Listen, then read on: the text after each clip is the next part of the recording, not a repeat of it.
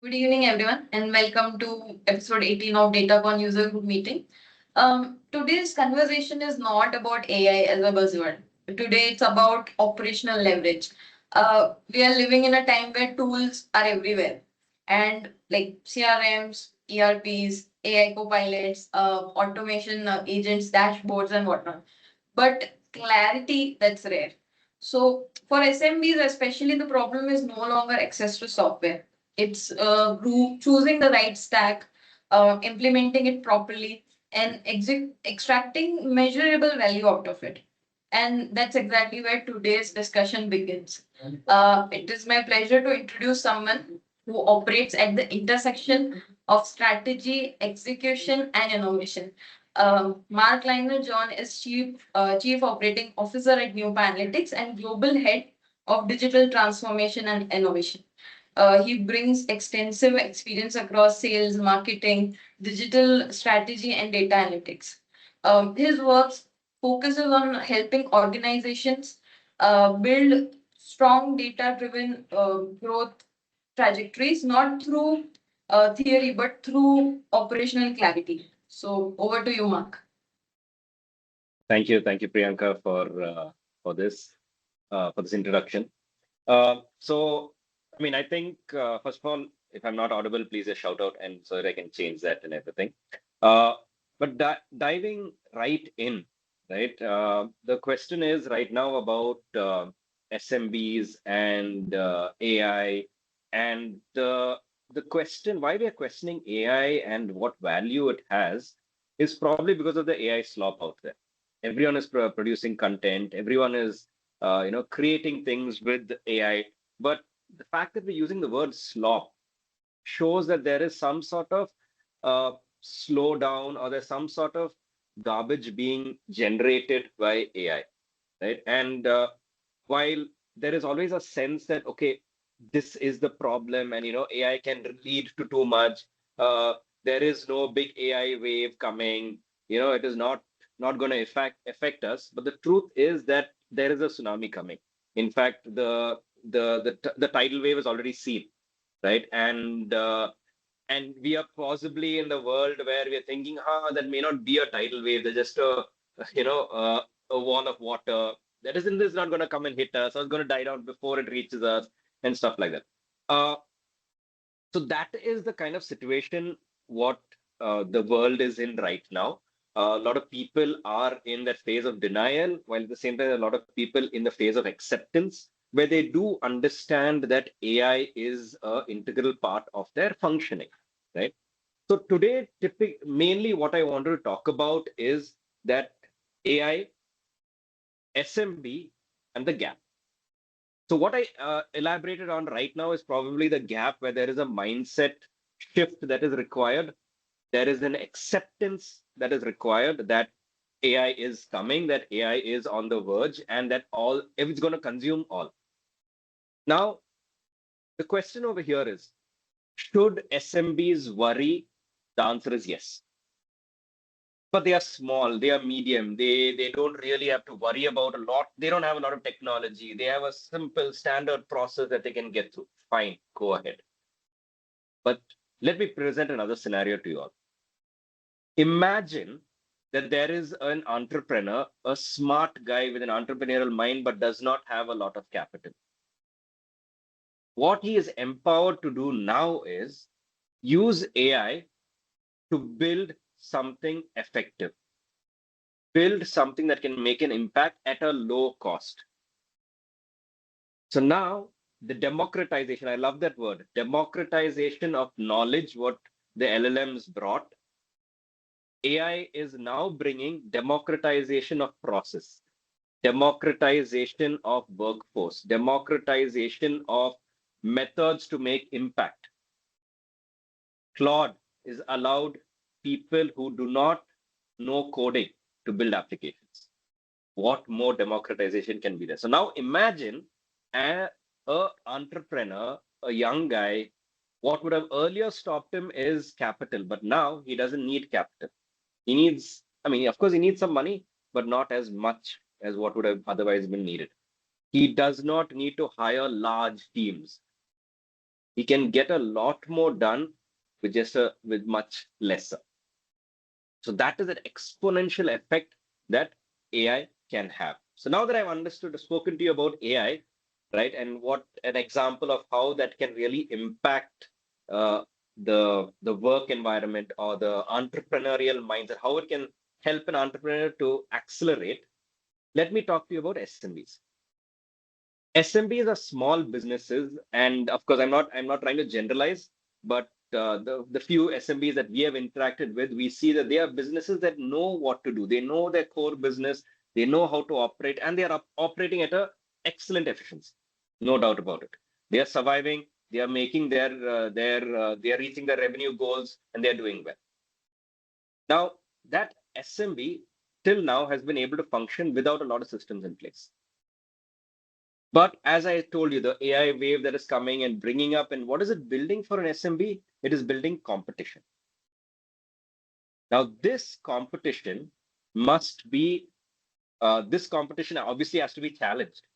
This competition is coming after you. So what do you need to do?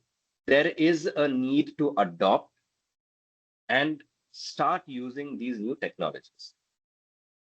That being said, I know it's a very happy, okay, great, let's start using these technologies. But the question is how?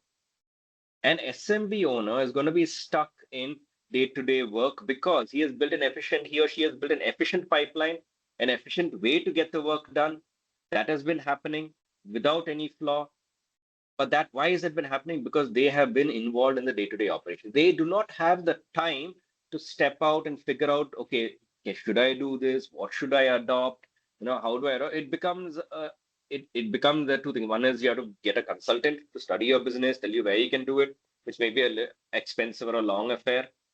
Then the thing is actually getting time to do the implementation. I mean, finding multiple tools or multiple service providers that can do this, and then finding the time to implement it, right? And while I would like to say that all the SMB companies that we have dealt with knows that there is value to implementing AI tools, know that there is value to forget AI tools, know that there is value to implement certain technologies that can help them perform better. They are not able to get that opportunity or make that breakthrough where they can do that implementation. And it is purely an operational issue. It is purely that, hey, I do not have the time. Do I put food on the table? Do I work on putting food on the table, or do I work on decorating my curtains? Right? I mean, it's that kind of a question between them. And that is logical because their businesses are built around them. Right?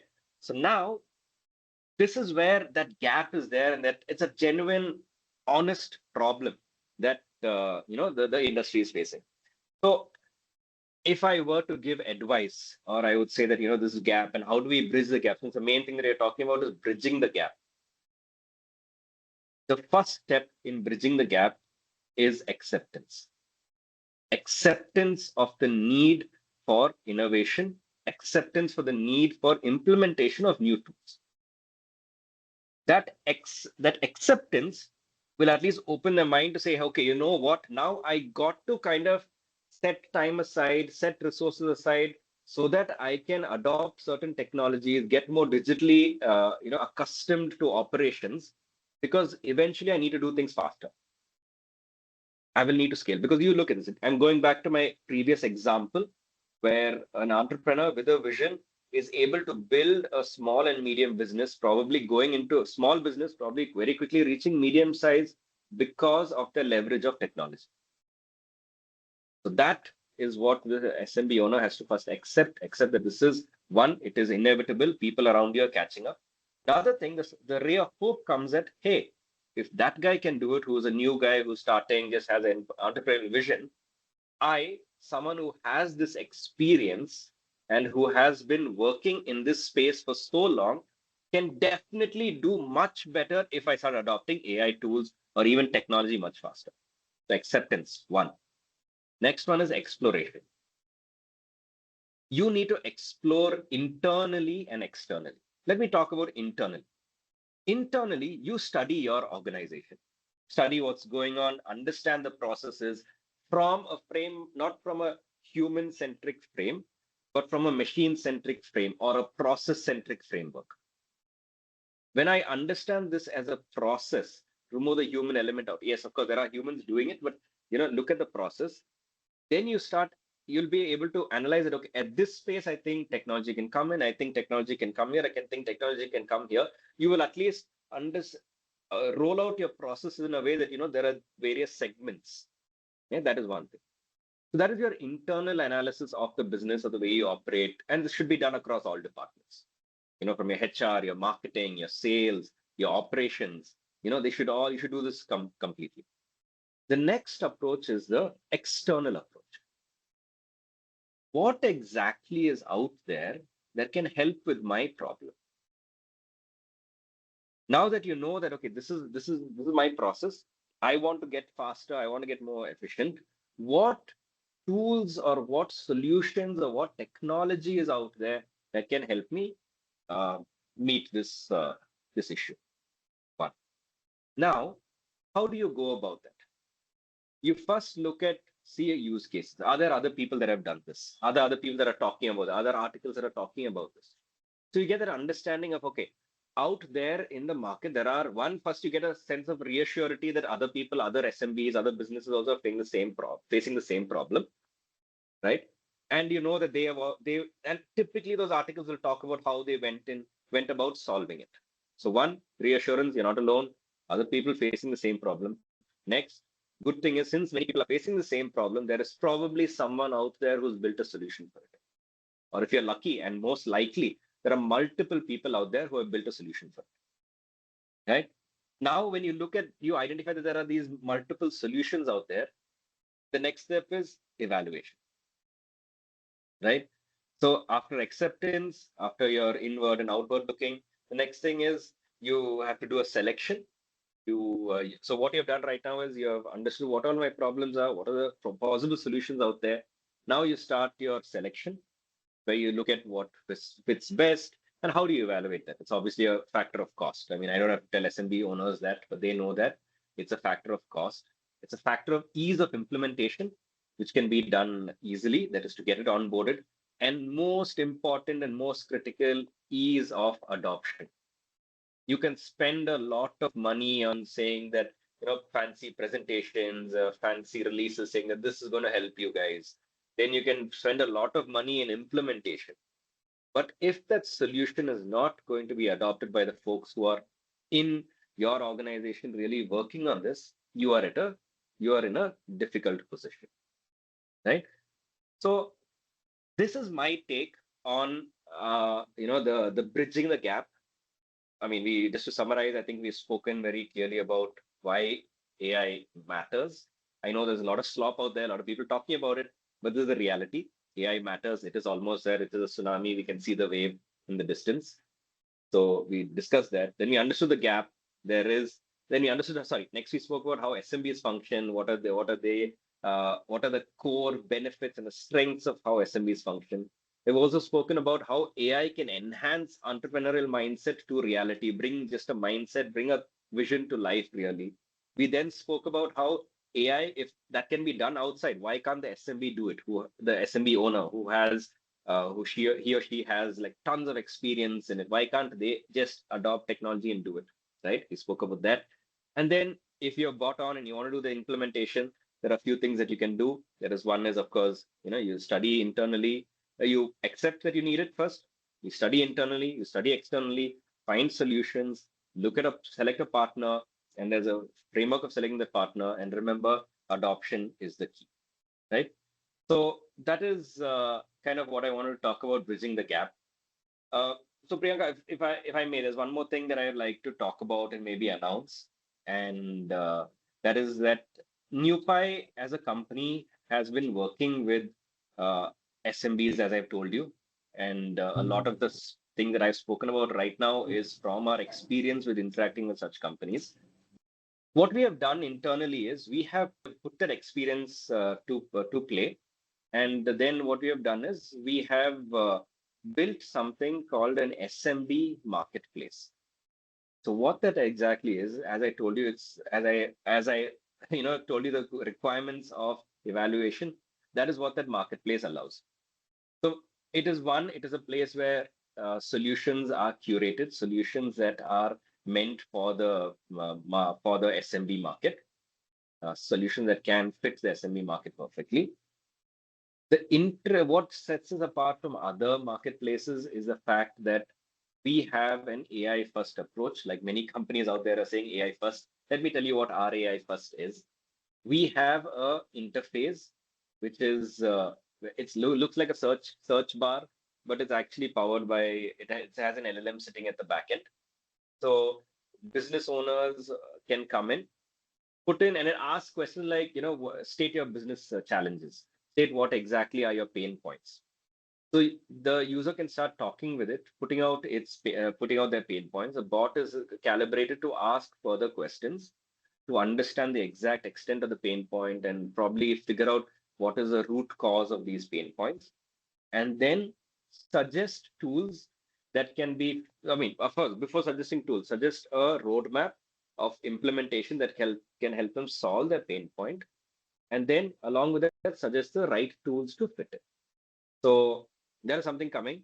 It will be announced soon, and there is going to be a lot of hullabaloo around it. And that is the vision for that is to really help SMBs solve their problems and get to solutioning faster.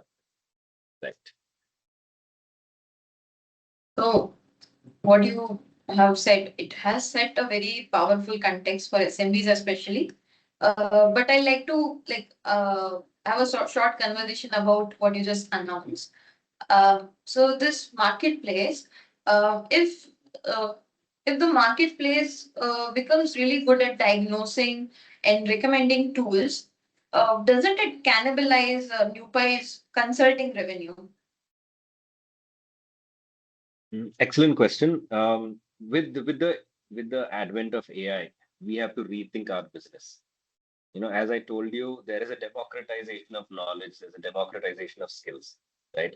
And if NewPie is going to come and compete against a machine, that is not the way to go, right? So that is the intention. The intention is that we provide solutions to people, to businesses, so that they can really benefit and they can grow. And don't worry about us. We'll figure out something else to do. But our core over here is, it's on the lighter side, but on the serious note is, see, while there is a chatbot that kind of does this and helps people figure it out, there may be a threshold beyond which someone wants to talk to a human.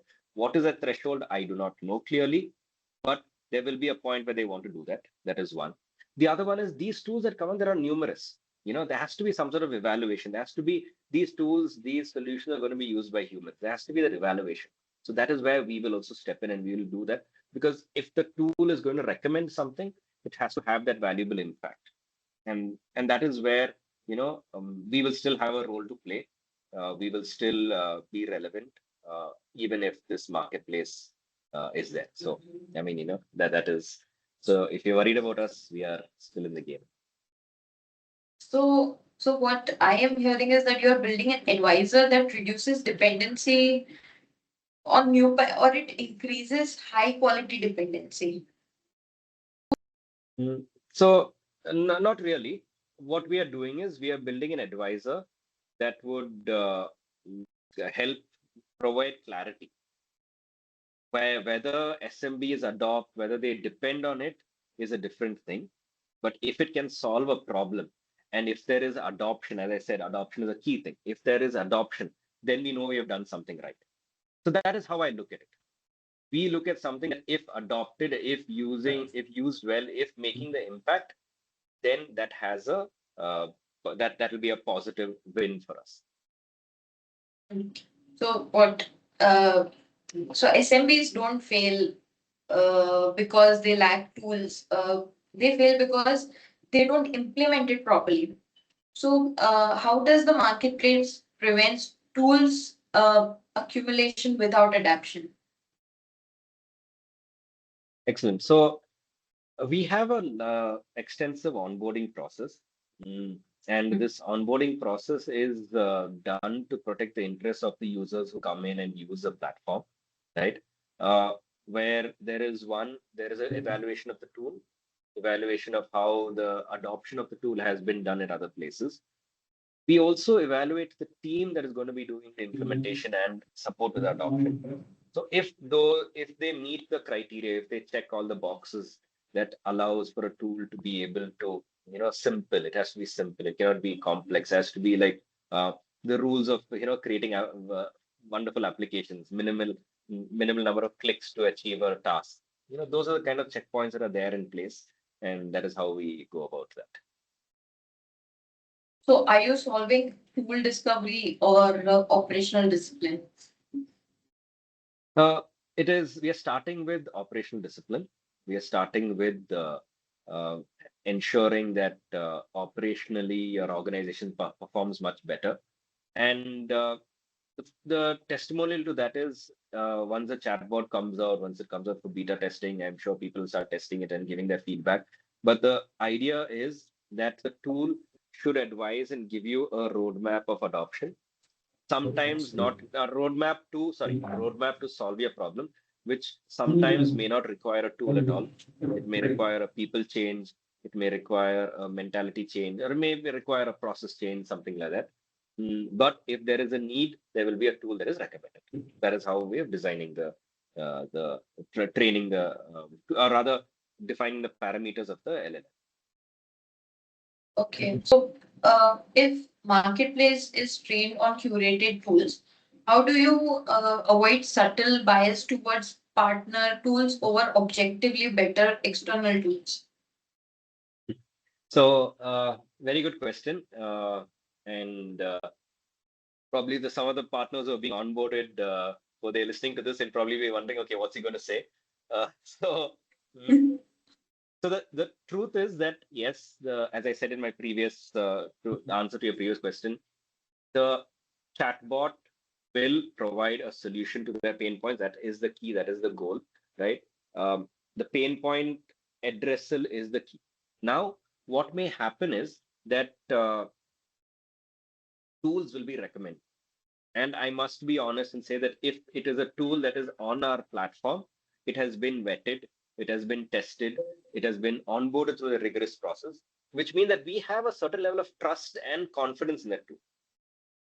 So we will recommend the one that we trust and we have understood better, right? Because while there may be a tool, like let's say someone is probably thinking of a scenario right now, right? There's a tool out there which might have been there around and much longer, may have much more testimonials, but we have not gotten a chance to onboard it purely because they have not given us time, right, to talk to us. So we may not have onboarded the tool.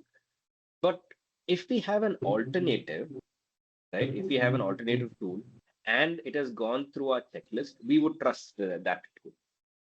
And at the end of the day, it is our name is towards whatever is being recommended by this, and we'd rather recommend things that we have vetted and we trust. That being said, we will not leave the user who comes to the platform, just leave them high and dry if we do not have a solution of that nature on our platform. We will still recommend external tools, but that will be the second option, right? So that is how we go about it. I hope that answers the question and gives you clarity on Yeah, our. it does.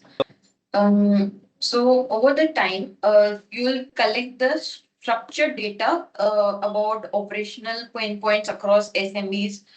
Is the marketplace actually a data intelligence machine in disguise, or data intelligence engine in disguise? That's an interesting thing. Let me go talk to our CTO and ask him to make it a data intelligence machine. But Okay, to so be that honest, is not in the plans.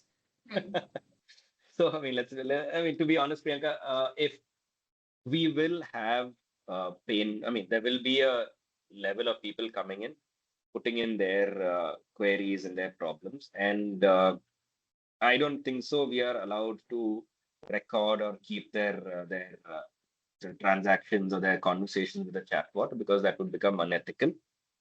Because we don't want to do that, and we are not doing that. But what we would have data on, we would have data on the recommendations or the tools that come up, right? We would have data on the clicks, or rather, we'd have data on the clicks of the tools. So we would broadly get an idea of what are the types of pain points that people are facing. Is it on the sales side, HR side? On the HR side, is it onboarding? Is it a Is it a counseling? What I mean, we may get that sense of information through their selection of various tools, through the clicks that we track. But pure say conversations, pain points, articulation of pain points, we will not be collecting that, right? So yeah. Previously, you said something that you don't know what is the threshold where SMBs will want to come and talk to a human consultant. But I'll ask this, that if you were in place of SMB, at what decision threshold should, or rather, would you stop trusting an AI agent and like speak to a human consultant? So if I was in their place, thank you for pushing me in this direction and allowing me to articulate the answer. But if I was in this place, definitely a point of ponder or a point of questioning my decisions would be at the when I understand that this is the tool that I'm going to, when I have a selection of, let's say, okay, let us say I've got out, the chatbot has given me a solution, has given me a way to implement certain things, right? I have that with me now. Now, when I start implementation, I would probably, if there is certain costs that are associated with it, this can be monetary cost, this can be a time cost, this can be a resource cost. If these costs start coming in and these costs are exponentially high based on the recommendation, that time I would definitely want to stay and hey, let's just take a step back. Let's get a second opinion, right? It's like if you go to a doctor says, and you have a cold, and the doctor tells you to take an antibiotic, you'll be like, oh, okay, fine, let's go ahead with the course. But if you go to the doctor and he says, hey, you know what, you probably, there's something wrong with your lungs, you have to go take a CT, and then, we have to see, we have to rule out cancer, then you would want a second opinion, right? Because the risk, the costs are exponentially, the material consideration are exponentially high. So that is when I think a human consultant would be required to just validate what what AI has told. So there are many SaaS directories, there are many AI chatbots. If we remove the marketing language, what is one unfair advantage that NewPy has in building this marketplace? I wouldn't say unfair advantage, but what we are putting into the marketplaces, we are putting our experience, we are putting our network, we are putting the number of hours and the sweat that we have spent on really talking to multiple SMBs, talking to tool providers, finding to build that gap, building the network, building conversations around it, and addressing this at a grassroots level. We are not taking the enterprise approach where, we are a large company, you come to us, we solve it. No, we are curating multiple people who function at the grassroots level and who understand grassroots level problems. That could be that I strongly feel is our advantage. So after the AI recommends a tool redirects SMBs, who ensures the ROI? Does NewPy tracks the post adoption success? So good question. We are not we have not figured that out as yet. But the ideal, I mean, rather we have figured it out, but we're not implemented the path to it as yet. The current thought within the organization is that once the recommendation is done, and if the recommendation moves on to a tool implementation, it is handed off to the partner, and we as a company will definitely collect feedback from the implementation. So that is where something that we come in on the feedback of the implementation from the end client. The additional thing is we also look at, if there is a repeated search for that particular tool and there is feedback around that tool, that is how we would kind of track. We track it at that level. We will not go beyond that, and because in our sense, in our world, we have done the validation of the provider. We have understood that they would adopt well. We are also collecting a additional, okay, maybe we have a bias because we are, onboarding them as partners, whatever. We also collect that layer of feedback from the user. I am pushing time, but few more questions. Okay. What belief does AI for SMBs do you hold that most data leaders would disagree with? So maybe not disagree, but there is a challenge that SMBs do not have a lot of structured data. That I mean, I'm sure that everyone will agree with it, right? SMBs do not have a lot of structured data. They function in ways that do not need that structuring because they always prioritized output over finesse or operational comfort, right? Um, so that would be definitely one challenge that we would have as an organization, or they would have as an organization. And even while implementation, a lot of these tools, there will be a lot of retrospective changes that has to happen. You would have to go back and implement certain systems. And that is why, that is in fact one of the thoughts of us engaging with the SMBs. That is one of the thoughts why, if they come to a place and they get this advice, which is anyway democratized thanks to LLMs, if they get this advice, they are not stuck with some sort of implementation and then that person telling them, hey, you have to go back and do all this, and they go find someone else on that. At the get-go, they are understanding where the entire problem is. And they are also getting a step-by-step implementation roadmap. So this way, they know, what to do in what order, and that kind of solves the problem. So, I mean, hope I addressed your question, but in a different way, but this is my take on it. Okay. Okay, so last question of our session. If the AI consultant or the marketplace becomes more intelligent than the average businessman, does the power shift from management to machine? Is it a power shift? So I would ask you this, right?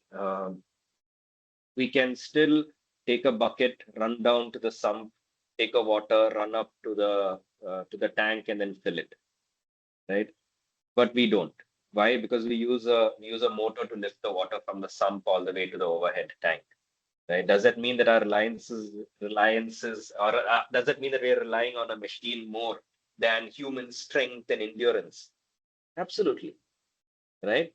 But that's freeing our time to do a lot more things. I mean, imagine if all of us had to spend 1 hour running up and down our houses, in the mornings. Yeah, we would be fit, but we wouldn't get a lot much more done, right? So, I mean, yes, okay. While I give you a very abstract example, we can apply that to this world as well. Yes, the idea is that the machine is able to give more precision recommendation, right? Coming to another thing, if you look at TSMC, when they manufacture their chips, it has come to a level where humans can no longer manufacture these chips. And why is that? That's because these chips are, probably um, many times smaller than the diameter of a human hair, right? And human hands just cannot do it, right? But that has helped us enhance and helped us move leaps and bounds beyond what we could earlier do with the previous processors, right? So that is how AI is going to be. We have to trust it and move into it, and we have to understand and shape a world around it where man can still function without having concerns or worries about tasks which are going to become now trivial because of AI, and focus on other things that matter, right? So that's my answer to your final question, I hope. No, but if any more questions, please do let me know. Yeah, I'm happy to address them. No, I think we have reached to the end of this episode. Thank you, Mark. Okay, today's conversation reminds us that digital transformation is not about adding tools, it's about removing the confusion. It's more about, I think, clarity in decision making and in growth strategy. Um, Episode 18 have shown us that future of AI isn't intelligence, it's about consultative. So thank you all for joining us. See you at the next data call.